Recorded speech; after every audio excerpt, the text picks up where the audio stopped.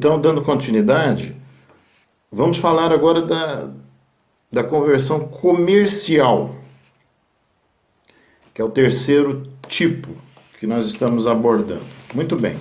A conversão comercial, ela se dá de forma diferente.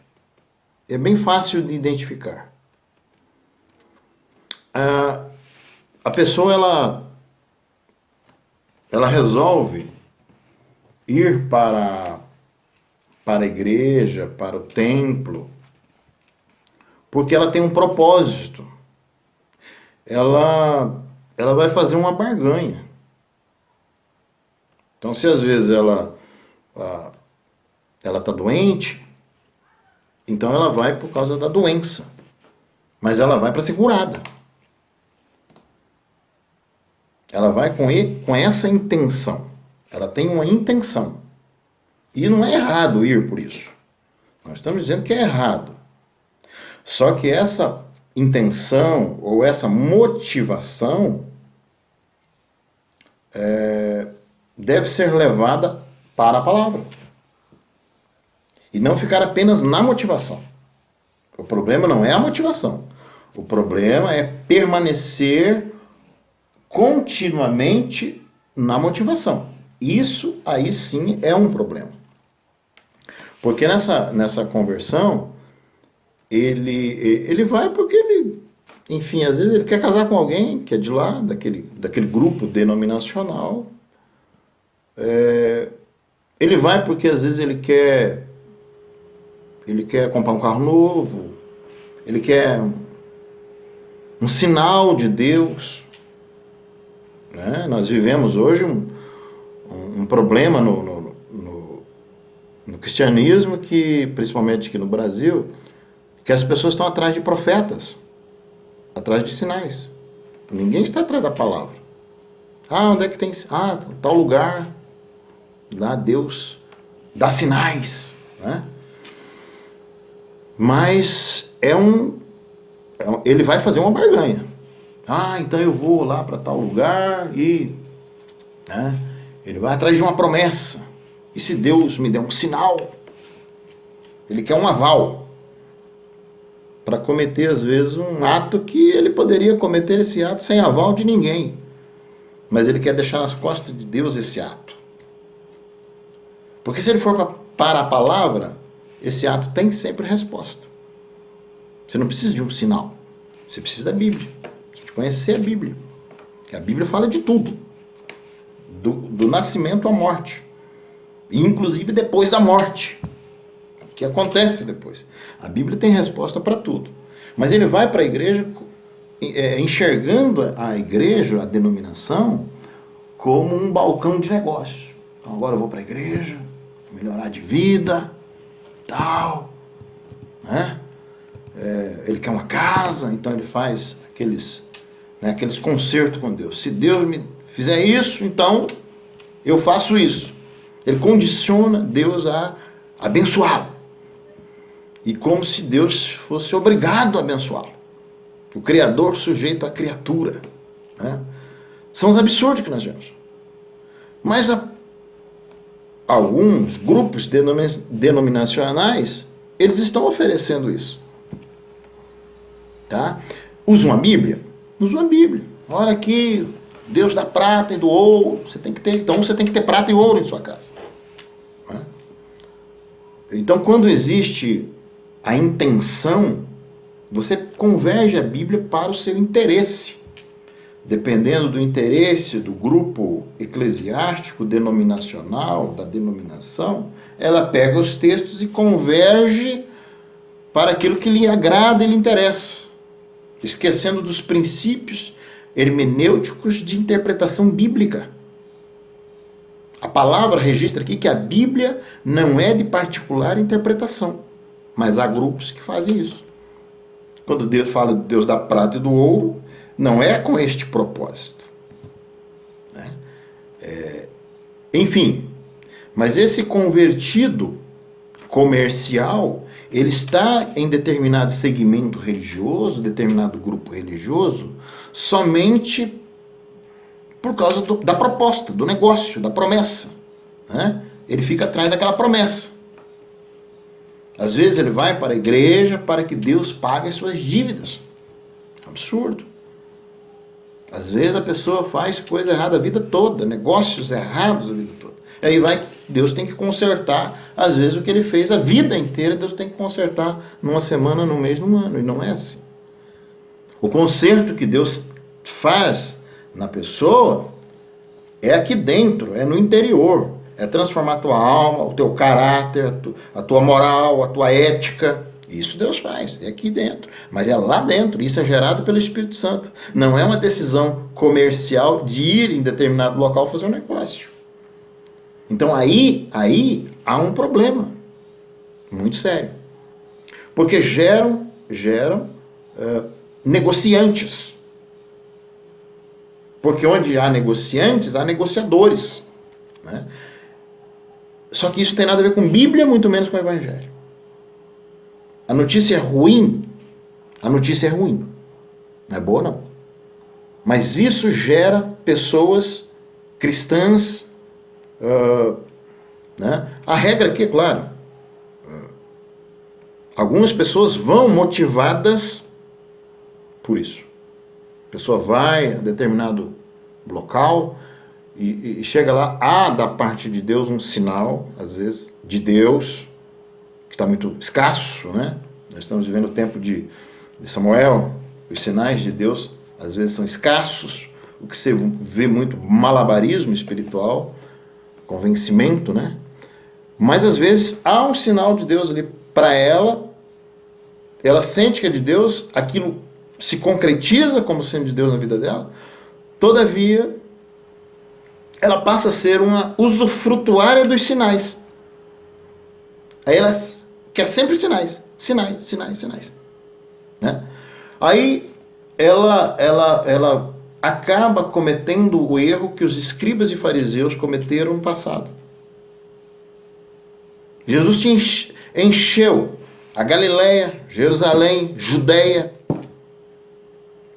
e até regiões fora de Israel, como a mulher sírio-fenícia, né, da Síria. Jesus enche aquele lugar de sinais e de repente ele chega e fala: mestre, queremos um sinal da parte de Deus, queremos saber se realmente tu és de Deus, dá-nos um sinal. Jesus disse assim: nenhum sinal vos será dado senão de Jonas. E encerra a conversa. Quer mais sinais? Né? Só que eles lá acostumaram tanto com os sinais, cura, libertação, ressurreição e tal, que eles queriam todo dia um sinal. E as conversões comerciais, pessoas se convertem comercialmente, ela vive na dependência desses sinais. Precisa de sinais, Todo dia ela quer um sinal. Todo dia ela quer um sinal. Eu vou para a igreja. Ela quer profecia. São os alunos de profecia. Alunos de sinais. São dependentes. Aí não vem o sinal. Ou vem um sinal trocado, que às vezes acontece. Né? Ou não vem, ela fica apavorada. Deus não está falando comigo. A palavra está aí. A maior revelação de Deus está aqui, a palavra. A maior revelação de Deus, depois de Cristo, é a palavra, porque Ele é a palavra. Ele é o verbo encarnado, né? É a palavra em carne. Mas o Cristo em carne se foi, Ele deixou a sua palavra e o seu espírito. Só que as pessoas preferem um negócio, uma barganha, querem trocar. Então elas vivem atrás de profecias. Se elas entram em determinado lugar, aqui não tem profecia. Tem a palavra, mas a palavra ela não quer. Ela quer profecia. Cumprir o que está na palavra, ela não quer. Ela quer profecia. Ela quer sinais. Ela fica dependente de sinais. Ela anda se tiver sinais. O sinal de Deus para ela é uma muleta. Está entendendo? Não são todos. Mas muitos estão nesse caminho. Ele transforma a igreja, o ambiente eclesiástico, num balcão de negócio. Olha, eu estou indo hoje, hein? Tem que ter um sinal. A palavra é pregada, ele não presta atenção, ele quer o sinal. Isso é um perigo. Porque quando isso acontece, muitas das vezes, você percebe que não há uma conversão genuína. É diferente daqueles que são convertidos genuinamente, confiam em Deus, há sinais, ele crê, mas ele não fica nessa pedição de sinal. E o maior sinal, Jesus disse, já foi dado. É o de Jonas. 3 dias e 3 noites no ventre do peixe. Assim acontecerá com o Filho do Homem. 3 dias e 3 noites no seio da terra. Quem que entendeu isso? As pessoas não entendem, porque elas querem o negócio. É o toma lá da cá. Se Deus me der, eu faço isso. Se Deus não der, eu também não faço. É o joguinho. Então, por incrível que pareça, ainda há pessoas que estão fazendo esse joguinho com Deus. E isso é um problema porque desfigura completamente o Evangelho. Isso não é real.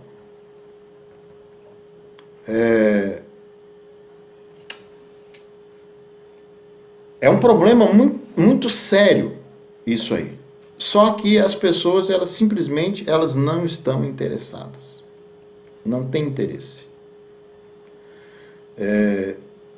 O problema é que muitas das vezes a preocupação dele, como ele não tem essa conversão genuína, a preocupação dele você vê na conduta. Ele se preocupa com a vida dos outros.